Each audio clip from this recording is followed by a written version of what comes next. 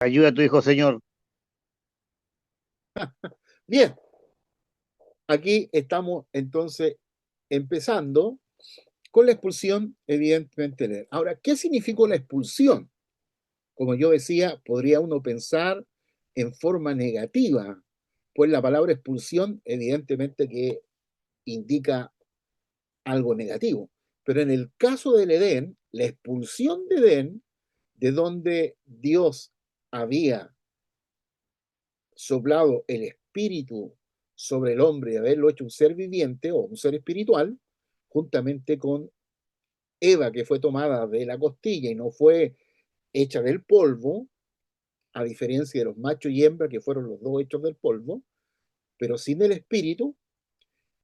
Y cuando Adán desobedece la orden de Dios, podrás comer de todos los árboles del campo, pero de este no comerás, del árbol de la ciencia del bien y del mal, y al comer, el hombre y su mujer caen en la desobediencia, caen en el pecado, que comúnmente se llama pecado original, por ser el primer pecado, ¿no?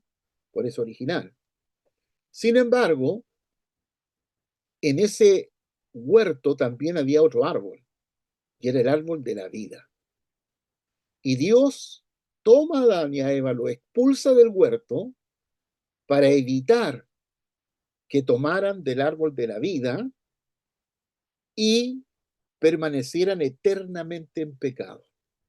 Eso significaba que no había ninguna posibilidad de redención, que el verbo se iba a encarnar de todas maneras, iba a venir para recibir su herencia, a juzgar a Satanás, pero ya no podría salvar al hombre, porque el hombre estaba eternamente perdido. Por lo tanto, una manera de proteger al hombre de la posibilidad que ya que había tirado la mano sobre el árbol a quien se le había prohibido, lo más lógico era que también iba a tomar del otro árbol. Y si tomaba del árbol de la vida, iba a quedar en la condición eternamente pecador, ya sin ninguna posibilidad para todos nosotros los descendientes de Adán, posibilidad de redención y de expiación. Así que la expulsión no es negativa. La expulsión desde la mirada de Dios es positiva. Dios está guardando a Adán y Eva para que estos no permanezcan eternamente en el pecado. Es como, vamos a mirar algo del diluvio. El diluvio también lo miramos como algo negativo, ¿no? Como algo totalmente negativo, pero no es así. Mirado desde el punto de vista de Dios, el diluvio es algo positivo, porque el diluvio lo que hace es guardar a una familia, en este caso la de Noé, guardarla y seguir el proceso o el plan de redención a través de esta familia. Dios la preserva, la salva, la saca para continuar, ¿cierto? La línea por donde vendría el Hijo del Hombre. Entonces el diluvio también desde la perspectiva de Dios es positivo, no es negativo. Así que una vez expulsado Adán, tiene que regresar al lugar, al campo en donde había sido tomado. Vuelve como a donde los vecinos, vuelve donde los machos y hembras, etcétera, etcétera. Así que Dios puso querubines y una espada encendida para guardar el camino del árbol de la vida, impidiendo el acceso al hombre caído.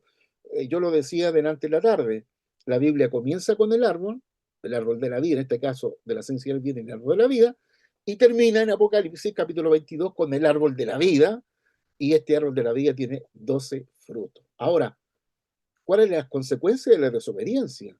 La expulsión fue el resultado directo de la desobediencia al mandamiento divino, estableciendo un patrón espiritual que afectaría evidentemente a toda la humanidad, porque todos nosotros heredamos el espíritu de Adán, ese espíritu caído, el espíritu que ha caído, que ha desobedecido, que está en pecado, lo heredamos todos nosotros.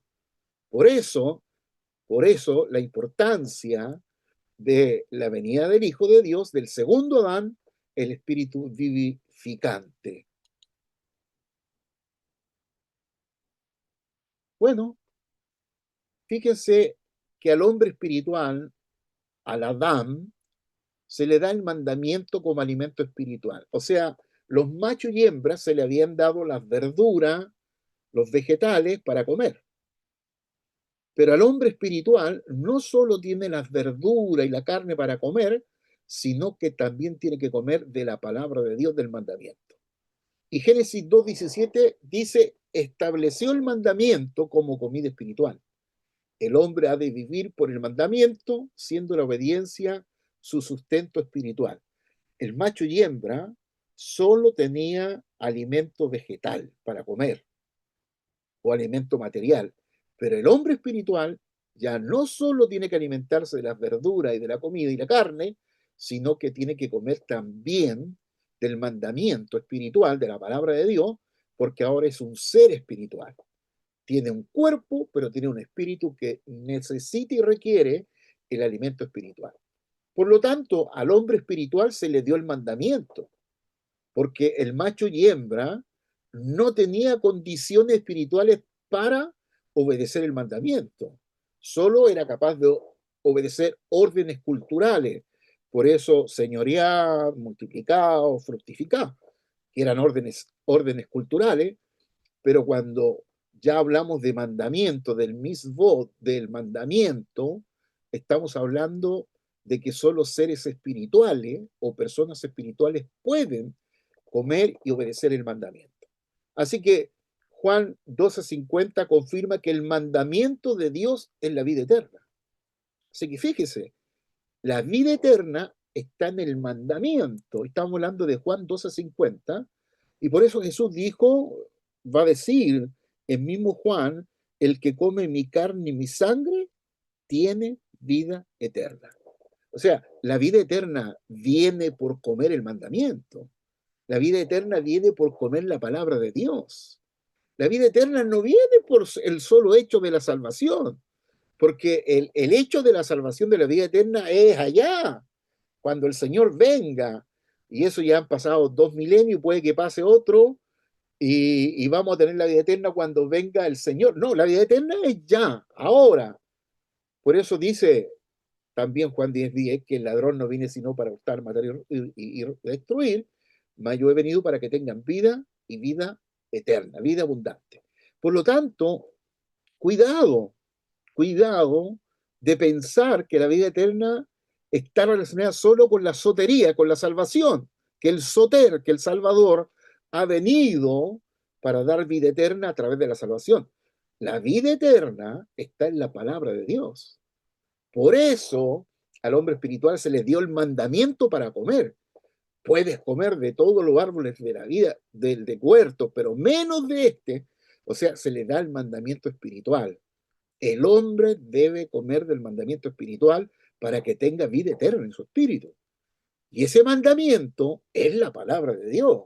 Por eso comemos la sangre y la carne, que es la palabra de Dios, la comemos para tener vida eterna, vida espiritual en nuestro espíritu. No solo vegetales, no solo legumbres, no solo carne, la palabra de Dios. Por eso somos exhortados una y otra vez por el Señor Jesús a que escudriñemos las Escrituras, porque en ellas os parece que encontráis la vida eterna, ¿no?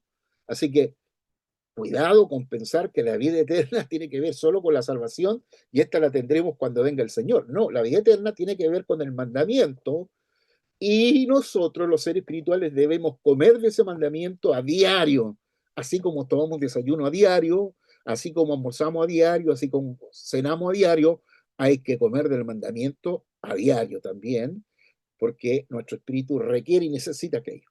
Ahora, no murió la carne cuando el hombre pecó, sino el espíritu. El hombre no solo vive del pan, sino de toda palabra que sale de la boca de Dios.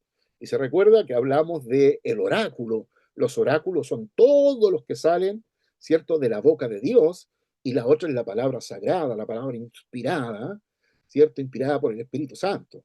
Pero las palabras, los oráculos, nosotros dijimos en una clase pasada que el oráculo es la ley, los profetas y los evangelios sinópticos y el testimonio apostólico. Estos son los oráculos de los que hay que estar comiendo en forma permanente, porque si no comemos del mandamiento, nuestro espíritu se comienza a debilitar y comienza a morir, ¿no? Nuestro espíritu necesita de la palabra, necesita del mandamiento para tener vida eterna.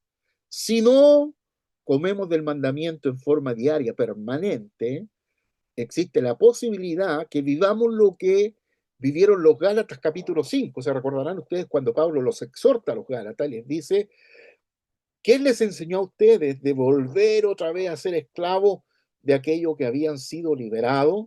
Pues Cristo les liberó para que no vuelvan a ser esclavos otra vez. Porque cuando uno va dejando el mandamiento, va dejando de comer la palabra de Dios, comienzan a volver nuevamente aquellas cosas de las cuales fuimos liberados por el Espíritu Santo. Así que nosotros los hombres espirituales necesitamos comer del mandamiento. Ahora, el espíritu muerto, que es lo que nosotros teníamos antes de conocer a Cristo, sin la palabra de Dios no hay verdad, solo mentira. Las personas habitan en tinieblas espirituales. Por eso cuando Satanás se revela y Dios lo encierra en las tinieblas donde crea el universo, porque nosotros vivimos, la tierra está en el universo, que es la cárcel donde fue cerrado Satanás, y donde estaba este universo y encerrado Satanás y el hombre había caído, solo existía la mentira, no había verdad aquí. Solo había engaño, mentira. ¿Cuándo hay verdad en esta tierra, en este universo? ¿Cuándo hay verdad? Cuando viene la verdad. Cuando el logo, la verdad, se encarna, entra al universo, llega a la tierra, entonces trae la verdad. Juan 1:17, la ley vino por medio de Moisés, más la gracia y la verdad han venido por medio del Hijo. Recién hay verdad cuando el Hijo viene. Antes que el Hijo viniera, estaba la mentira y el engaño, y lo único que brillaba un poquito era la ley que Dios había dado. Pero recuérdense que la ley había sido mediada por los ángeles. Era como una pequeña luz, como una pequeña vela que alumbraba. Pero la verdad todavía no venía. La verdad viene recién cuando se encarna el Hijo y viene la verdad. Y por eso él dice: ego en mí alexaía. Yo soy la verdad. Por lo tanto, el espíritu muerto sigue la corriente de este mundo y es hijo de la ira, como describe Efesios 2, 1 al 5. ¿Y qué dice Efesios 2? Que estábamos muertos, en otro tiempo estábamos muertos en delitos y pecados, ¿no? Y éramos hijos de desobediencia, del espíritu de ira, etcétera, etcétera. Entonces, la obra gloriosa que hace el crucificado en la cruz, y eso tengámoslo claro cuando hablamos, porque hoy día se habla más de la cruz que del crucificado, y en la cruz había maldición, y era el crucificado que le dio sentido a la cruz. Pues en la cruz no hay salvación, la salvación está en el crucificado, ¿no? Porque la cruz sigue siendo maldición. Así que la influencia maligna en los incrédulos obra el espíritu maligno, aprovechando el vacío dejado por la ausencia de la palabra divina. No hay palabra, donde no hay palabra de Dios, donde no hay verdad, por supuesto que reina el engaño, reina la mentira. Por eso nuestras comunidades tienen que tener verdad permanente. Los miembros, los hermanos, tienen que estar leyendo las escrituras permanentemente. Tienen que estar alimentándose de la palabra de Dios, porque si no hay palabra de Dios, hay engaño, hay mentira. El espíritu de error, el espíritu de engaño, es el que comienza simplemente en forma maléfica a trabajar las mentes y los corazones y los espíritus de los individuos. Por eso la iglesia es el lugar que tiene que estar lleno de la verdad, no del engaño. Y otra cosa, no puede ver a Dios porque el espíritu está muerto. No hay palabra, por eso sigue la corriente mundana. O sea, ausencia de la verdad, esclavitud espiritual. Influencia maligna, ceguera divina. Esto es porque el espíritu está muerto. Así éramos nosotros antes de conocer a Jesús. Nuestro espíritu estaba muerto, estaba ciego, estaba esclavo, estaba engañado, había mentira y había incredulidad. La obra de Jesús en la cruz, la redención, ha provocado en nosotros que nuestro espíritu viva, vuelva a vivir, vuelva a tener la vida otra vez.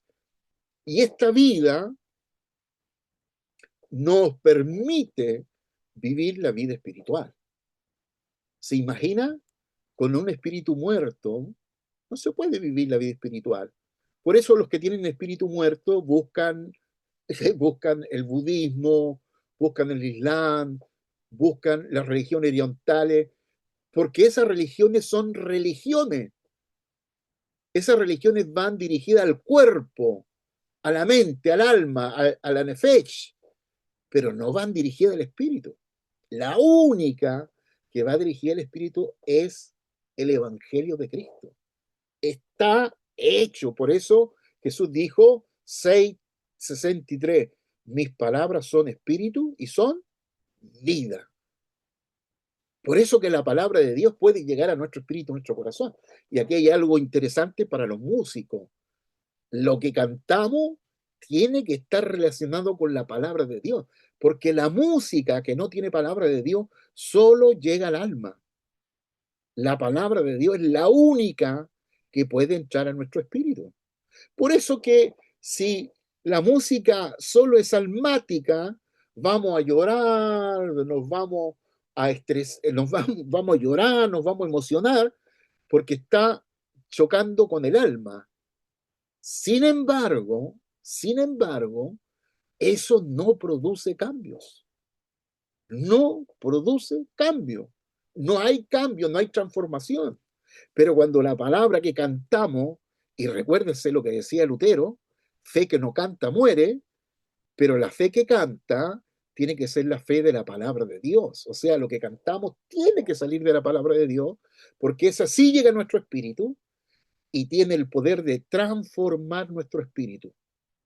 No de ponernos solo tristes, sino de poner en nosotros el deseo del cambio, de la transformación en nuestra vida.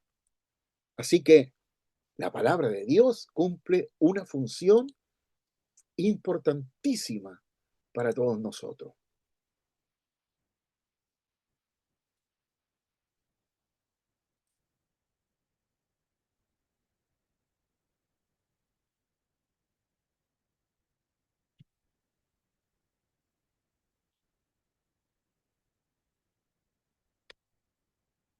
Bueno, ¿cuál es la función espiritual cesada?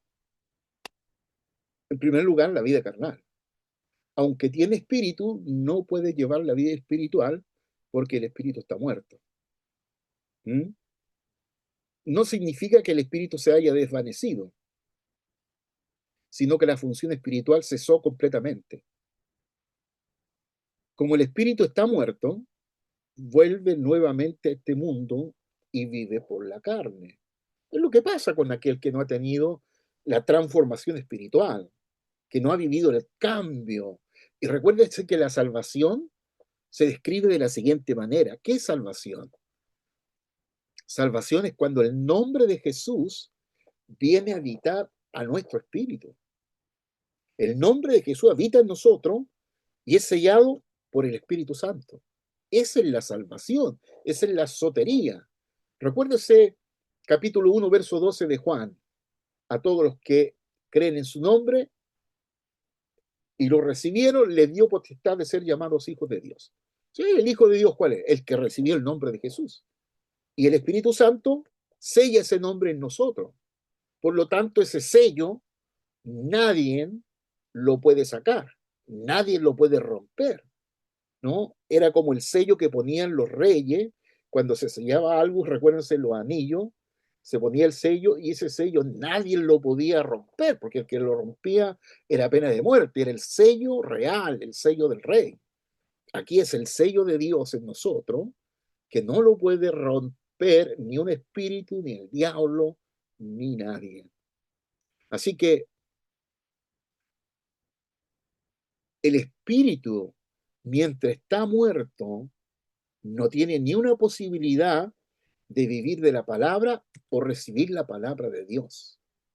Así que hay dos tipos de humanidad, lo podríamos definir o resumir simplemente así. Uno, los hombres de la carne.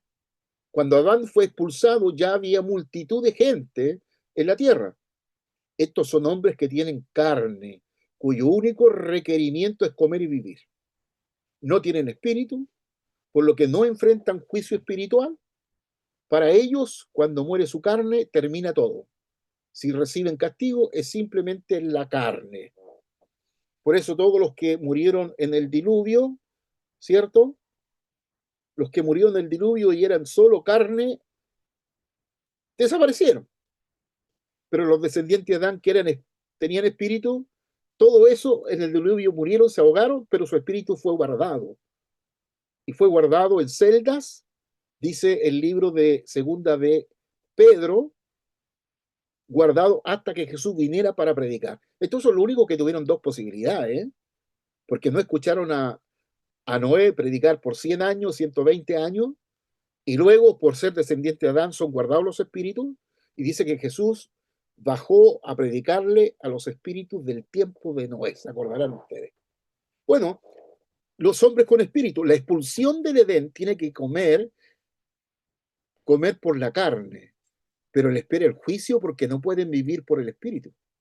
La muerte está definida y después de ello solo esperan el juicio.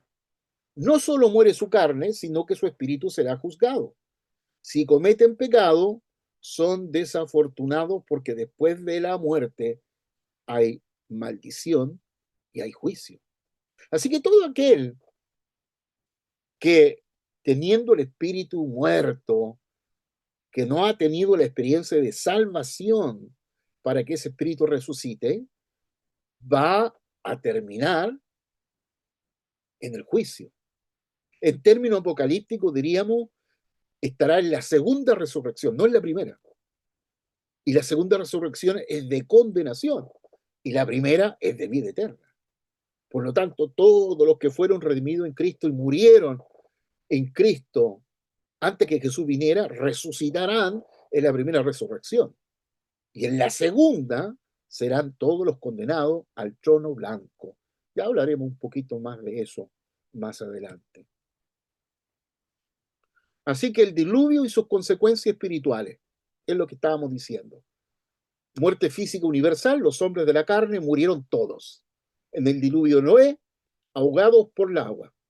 También perecieron los hombres espirituales que desobedecieron el mandato divino. Los que desobedecieron en los días de Noé fueron encarcelados espiritualmente y como menciona 1 Pedro 3:19 y 4:5, su carne murió en el diluvio, pero su espíritu fue confinado. Su espíritu fue guardado. Así como nosotros, si morimos hoy día, nuestra carne vuelve al polvo, se muere, pero nuestro espíritu va a ser guardado. ¿Dónde? En el paraíso. Los que estamos en Cristo, al morir, somos guardados en el paraíso, ¿no? Y los que mueren sin Cristo son guardados en el abismo, porque luego habrá condenación. Así que la muerte y resurrección de Jesucristo fue también evangelio para estos espíritus encarcelados, extendiendo la salvación más allá del tiempo presente. Como digo, estos que fueron guardados del diluvio, los descendientes de Adán, que fueron guardados del diluvio, son los únicos en la Biblia que han tenido dos oportunidades. Si escucharon por 120 años a Noé predicar, no hicieron caso, y luego el Señor baja para predicar a los espíritus y liberarlos. Segunda oportunidad. Después de eso no hay más. Hay solo una, y está establecido para los hombres que mueran una sola vez. ¿Y después de qué? Después del juicio. No hay vuelta que darle, ¿no? No hay vuelta que darle, nada menos. Así que el diluvio, más que una tortura, más que un castigo, fue la posibilidad de guardar una familia, porque el Señor, ¿qué busca? Busca una descendencia. Y la descendencia siguió con Noé, que fue el hombre que fue encontrado entre todos. ¿Recuerdas el principio de selección?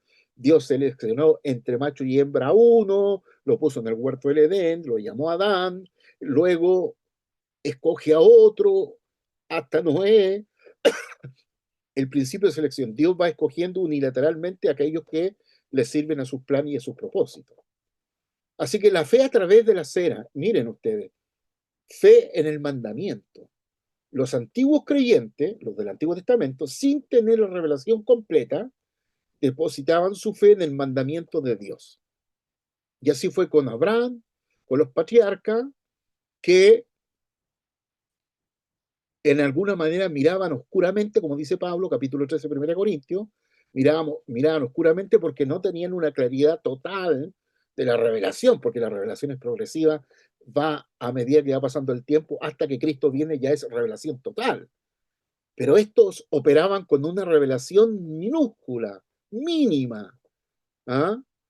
Basada fundamentalmente en el pacto que Dios había hecho con Abraham, con Isaac, con Jacob, y luego con la descendencia de Jacob, con Judá y hasta David.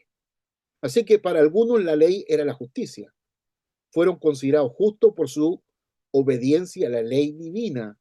¿Se recuerdan cuando miramos ley y evangelio y dijimos que el que obedece la ley recibe justa retribución? O sea, el que obedece la ley no le pasa nada, no, no le pasa nada, porque está respetando la ley. Pero el que no guardaba la ley, que no respetaba la ley, venía inmediatamente la maldición o la muerte o era piedrado en forma inmediata. Sin embargo, en el Evangelio, ¿no? El que guardaba la ley vivía en relativa paz, pero en el Nuevo Testamento, el que guarda el Evangelio y vive en forma tranquila, en forma de paz, en el Nuevo Testamento está negando el Evangelio. Es absolutamente diferente. Guarda la ley, vive tranquilo, pero guarda el Evangelio, vive, ya no puede vivir tranquilo porque el Evangelio nos impulsa a la predicación, nos impulsa a sufrir por el Evangelio. Así que para nosotros Jesús es quien creemos en la justicia. Por eso Jesús le dijo a Juan, es necesario que cumplamos toda justicia. Jesús es nuestra justicia. La justicia de Cristo fue imputada en todos nosotros. Por eso va a decir Pablo en capítulo 5 de Romanos, verso 1, justificados pues por la fe, tened paz para con Dios. Hemos sido justificados, y justificado significa declarado justo. Así que el hombre y la obra de Jesús constituyen nuestra justificación. La obra de Cristo en la cruz es nuestra justificación y somos declarados justos. Qué tremendo. Ahora, nuestra permanencia en el Espíritu. Cristo salva a todos los que creen. Ya hablamos algo de la predestinación, que la predestinación, el único predestinado era Jesús, ¿no? Desde antes de la fundación del mundo era predestinado. El Señor era el único predestinado. Todos los demás, todo aquel que cree en Él, puede ser salvo. Así que Cristo salva a todos los que creen. Por eso el nombre revelado del Padre en el Nuevo Testamento es el nombre de Jesús. Jesús es el nombre universal. Por eso todo el que clama el nombre de Jesús, viva en la China, viva en la India, donde viva, puede ser salvo. Y por eso ya no clamamos el nombre de Jehová, porque el nombre de Jehová es el nombre del Dios del pueblo judío, ¿no? Era el nombre de los esclavos que salieron de Egipto. Ellos clamaban el nombre de Jehová porque al clamar el nombre de Jehová uno se hace esclavo. Sin embargo, al clamar el nombre de Jesús, que es el nombre del Padre, del Hijo y del Espíritu Santo, entonces en ese nombre encontramos salvación, redención. En el nombre de Jesús encontramos autoridad, encontramos poder, gloria, autoridad. Así que salva a los que están bajo la ley, la redención bajo la ley, ¿no? A todos los que están bajo la ley, al venir a Jesús son liberados del cautiverio. Así que el Evangelio alcanza a todos los encarcelados. Aunque la carne murió, el espíritu no se desvaneció, sino que permanece en el mismo estado desobediente. Por eso Jesucristo no solo salva hoy a los que creen en su nombre, sino también a los que estaban bajo la ley por la fe que tenían. Recuérdense que todos los que están que nacieron bajo la ley, desde Abraham, Noé, Abraham y todos los demás, todos aquellos están en el seno de Abraham. Ellos están esperando, ellos no han ascendido todavía ni al paraíso, ni han ascendido al cielo, sino que ellos están guardados ahí en el seno de Abraham, esperando la venida y la redención de Cristo. Y lo dice el capítulo 11 del libro de Hebreo, que ellos están esperando. ¿Ah? Recuérdese lo que Jesús dijo de Juan el Bautista. Dijo que era el profeta más grande que haya nacido de mujer. Más grande que Isaías, más grande que Ezequiel, más grande que los profetas menores, más grande que Daniel, más grande que todos los profetas. Y luego agregó, pero el más pequeño en el reino de los cielos es más grande que Juan. Porque el que está en la ley es siervo, pero el que está bajo el Evangelio es hijo. Y hemos recibido el Espíritu de Cristo, el Espíritu de adopción de hijo. Así que la muerte de Cristo es el Evangelio incluso para los espíritus encarcelados. Si hubiera preservado su línea sanguínea, esto habría sido considerado como justicia y fe, mereciendo un trato especial por haber vivido invocando el nombre de Dios. Así que recuérdese, ley más Espíritu Santo es Evangelio. Y el Evangelio menos Espíritu Santo es la ley. La ley más el perdón es Evangelio. El Evangelio sin perdón es la ley. Así de simple. Porque ¿qué fue lo que le agregó el Evangelio? Fue el perdón, el arrepentimiento. En la ley no había arrepentimiento, no había perdón. Por eso encontramos esas oraciones de Ana, de Daniel, que se tiran tierra, se raspan la barba, se ponen saco, buscando la humillación. Y así Dios a algunos no se la concedió, simplemente. No les concedió nada, ¿no? Recuérdense capítulo 12 del libro de Hebreo, cuando dice que Esaú buscó el arrepentimiento con llanto. ¿Y qué dicen? Y que Dios no se lo concedió. Porque en el Antiguo Testamento Dios obraba en forma unilateral. De quien quería tenía misericordia y de quien no quería no tenía ni, simplemente. Pero en el Nuevo Testamento ya tenemos el Evangelio y por lo tanto todos los que estamos en el Evangelio tenemos la vida eterna.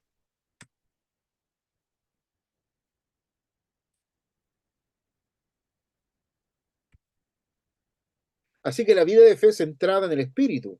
La prioridad espiritual, nuestra carne se estira mientras estemos en este mundo, pero en cuanto al espíritu, somos bendecidos. Así que Jesucristo revivió el espíritu muerto. El espíritu murió por desobedecer y revivificar significa que el que desobedecía ahora obedece. Y se produce esa transformación. La causa de la muerte fue el deseo arrogante del hombre de ser como Dios.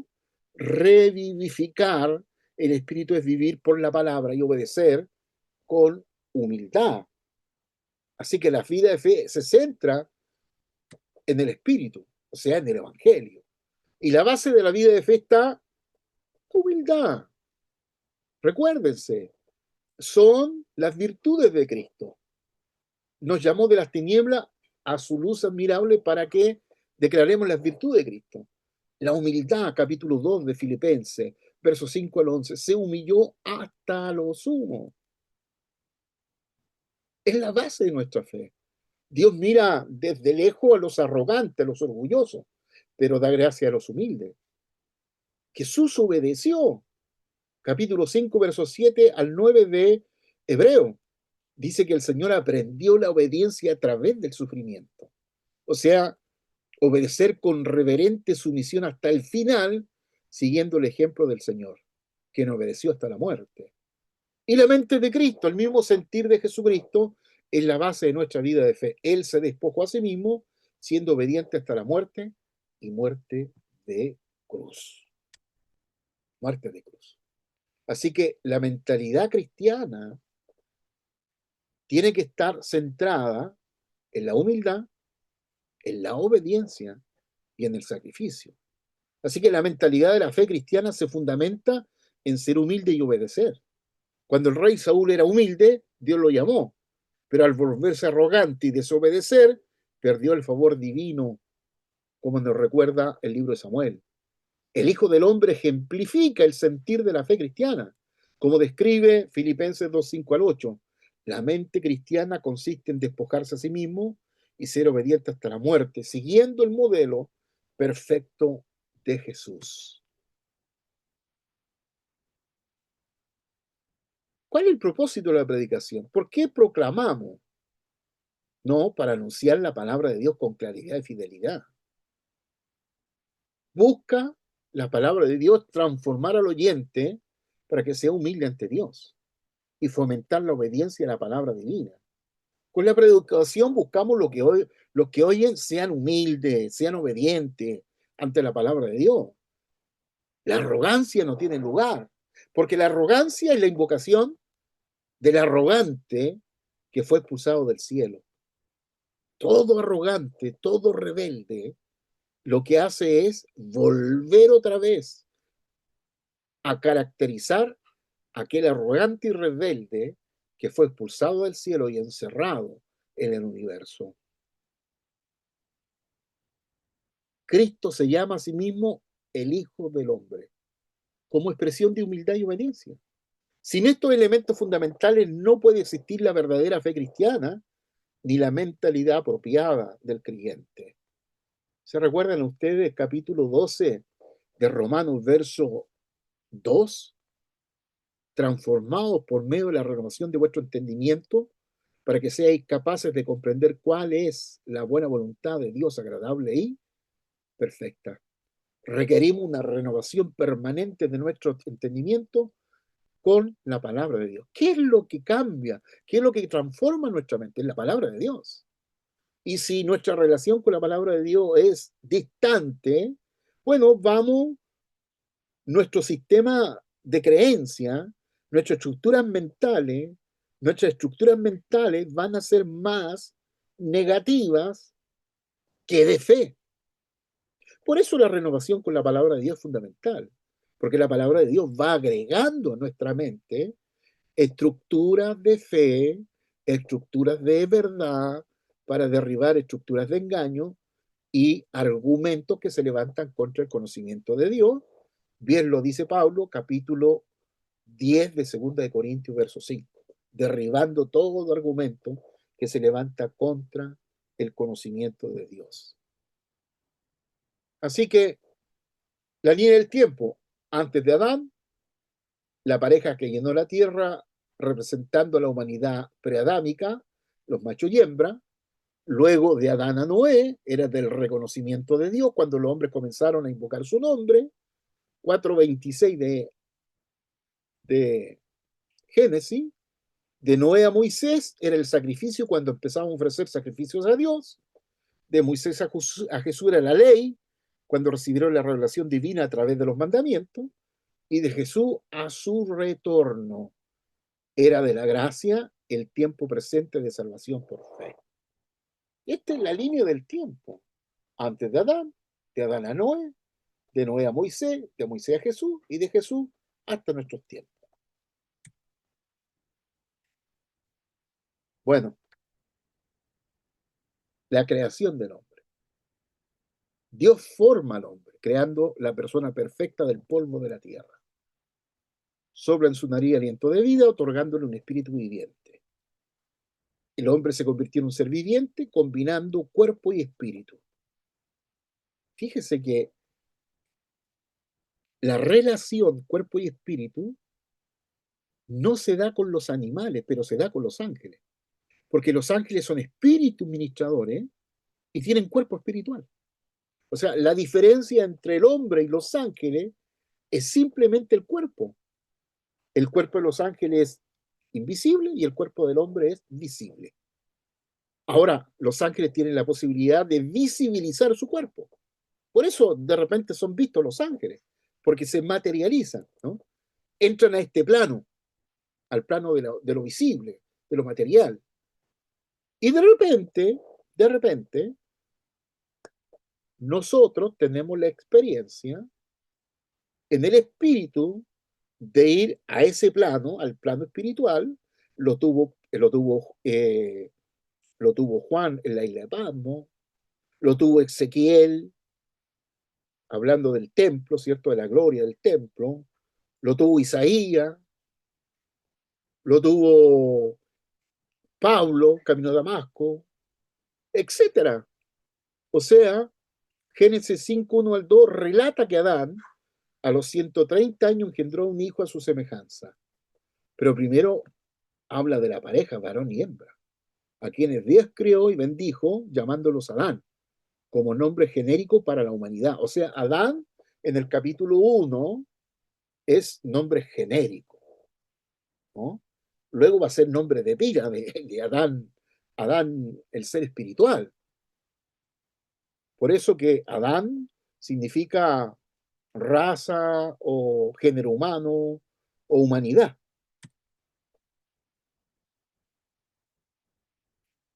El linaje de los humanos, dos linajes humanos.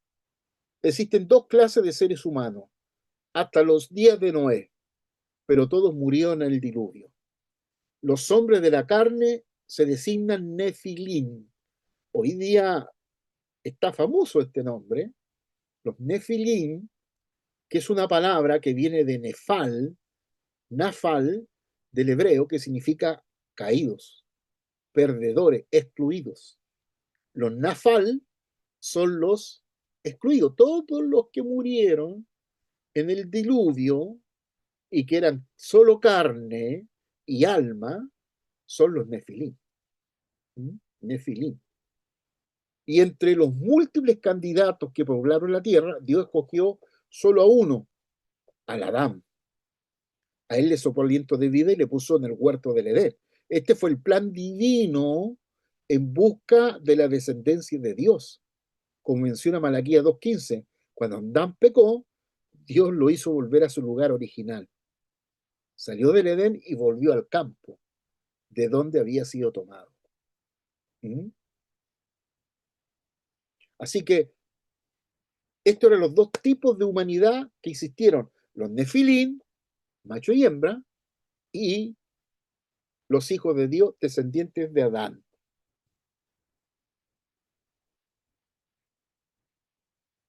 Ahora, el hombre como modelo para Cristo, lo decíamos delante. Generalmente la gente se equivoca, piensa que Adán es primero que Jesús, por el hecho que Adán estuvo 5.000, 6.000 años atrás y Cristo hace 2.000 años vino. Entonces uno lo pone en la línea del tiempo, bueno, Adán es más viejo que Jesús. No, pero Jesús era antes que Adán, ¿no? Estaba juntamente con el Padre en la eternidad. Por lo tanto, el hombre, la creación del hombre, es el modelo para el Hijo de Dios que viene y toma la forma de siervo. El modelo de siervo, los hombres son los que ayudan. Cuando el Hijo de Dios vino a este mundo, se despojó a sí mismo, obedeciendo hasta la muerte con humildad.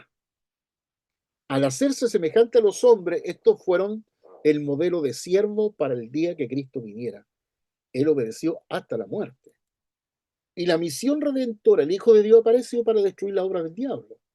Antes de ascender al cielo, vino teniendo cuerpo de siervo y se apoyó en los hombres para cumplir su misión. Recuérdese el cuadro. Primera justicia, Jesús vino para recibir su herencia. La segunda justicia vino para juzgar a Satanás. Y tercera justicia vino para salvar al hombre. Generalmente la teología, que está basada en la figura humana, pone como que todo lo que hizo Jesús es por el hombre, exaltando al hombre a un lugar que el hombre no tiene en la Biblia. 2:15 de Colosense. Todo lo hizo por Él, para Él y por medio de Él. Hay una cancioncita ahí que es muy buena que dice, todo tiene que ver con Él. Todo tiene que ver con Jesús. Con nosotros, nada tiene que ver. ¿No? Todo tiene que ver con Jesús. Absolutamente. Así que echemos una miradita a la creación de Eva. El sueño de Adán. Dios dijo que no era bueno que el hombre estuviera solo, considerando el bienestar del hombre. Ahora, creó una ayuda adecuada para él, haciendo caer en sueño profundo sobre Adán. Dios declaró, con dolor darás a luz los hijos, refiriéndose a la descendencia de los vivientes. Eva cayó en la tentación del diablo, como relata Génesis 3:15-16. ¿Qué hubiese pasado si hubiese sido Adán quien cayó primero? Adán no hubiese cometido el pecado satánico. ¿Y qué es lo que era el pecado satánico? ¿Se recuerdan? Que ya lo hemos mirado. El pecado satánico violaba los primeros 4 mandamientos. No te harás imagen delante de mí. ¿Y Satanás qué quiso ser? Quiso divinizar la criatura. Quiso ser el Dios, siendo creado, teniendo cuerpo creado. Él quiso que ese cuerpo creado de querubín fuera el Dios único. Negó al Dios único. ¿Ah? Negó al Dios único. Segundo, violó,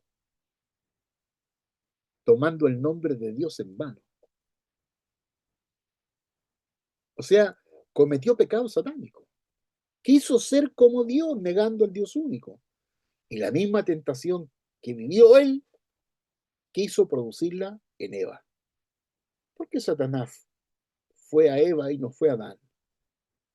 Bueno, por la sencilla razón de que Adán era a quien se le había dado la orden del mandamiento y no a Eva.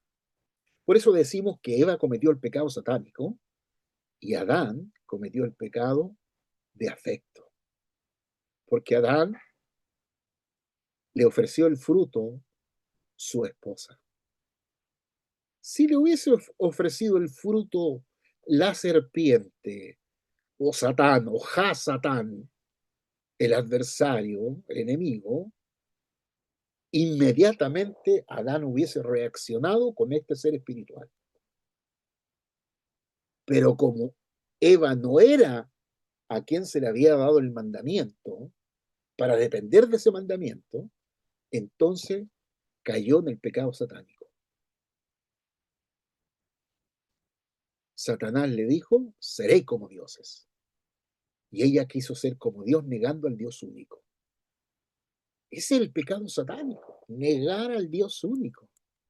Por eso en la ley, en el Antiguo Testamento, negar los primeros 4 mandamientos, que son los mandamientos teocéntricos, es el pecado. Es el pecado. Y los otros mandamientos, del mandamiento 5º al 10º, es carga de mal. Tiene que ver con los seres humanos. No codiciarás a la mujer de tu prójimo, honra a tu padre y a tu madre, etc. Tiene que ver con nosotros. Por eso se llama mandamiento antropocéntrico y los primeros 4 mandamientos teocéntricos. Así que Eva comete ese pecado satánico y, por supuesto, Adán, como le ofrece su mujer, cae por afecto. Ahora, Dios hizo la ayuda idónea para Adán, porque no era bueno que estuviera solo. Pero Satanás engañó a la mujer y ésta le dio a comer al hombre. ¿Cuáles fueron las consecuencias? Tras la caída, se hizo necesario un plan para salvarlos, porque Adán pecó y la humanidad quedó separada de Dios. Ahora, la promesa, ¿cuál es la promesa?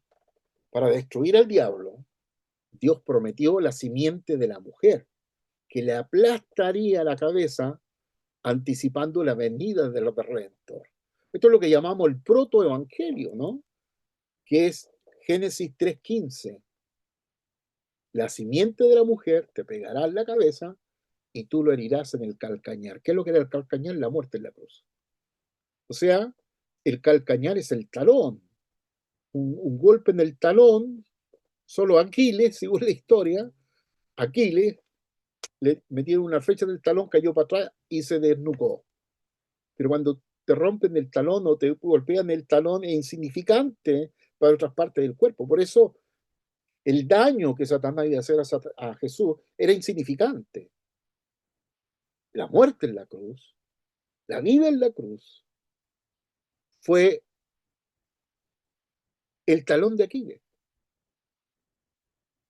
Pero luego de eso, Jesús resucita.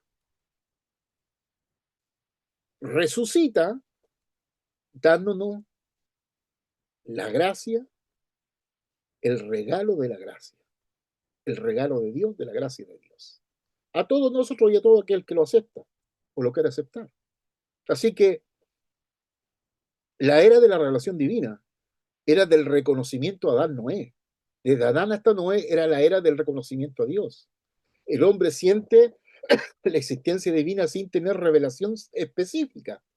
Por eso invocaban el nombre de Dios, como menciona Génesis 4:26.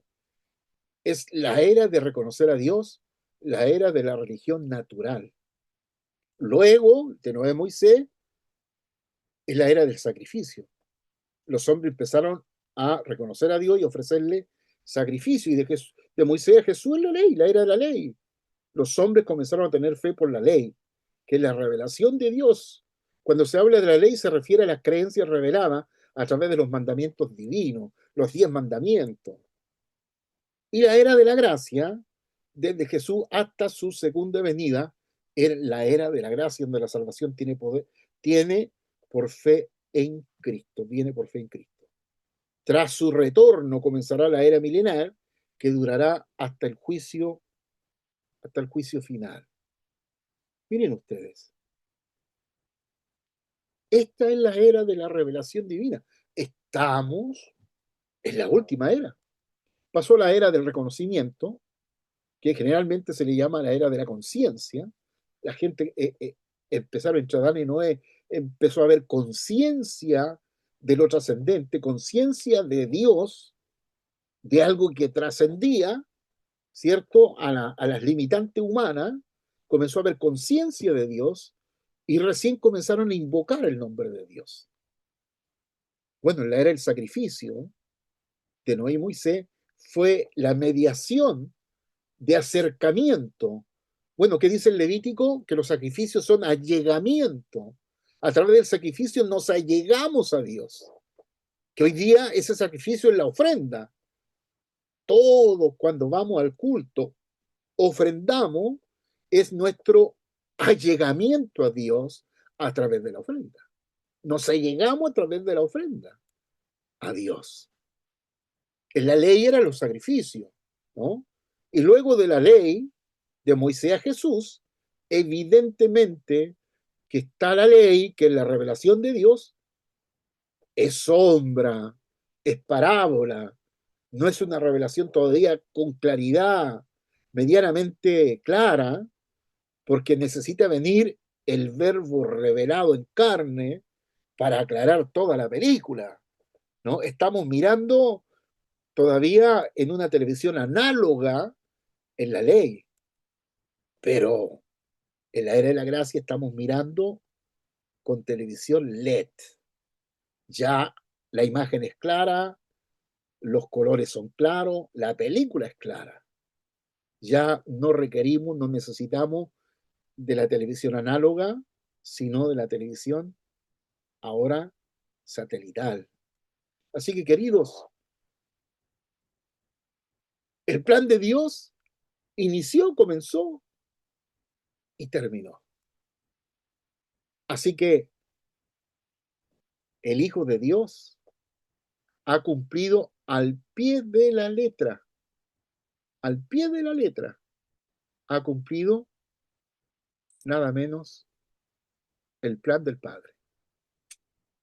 Qué tremendo. que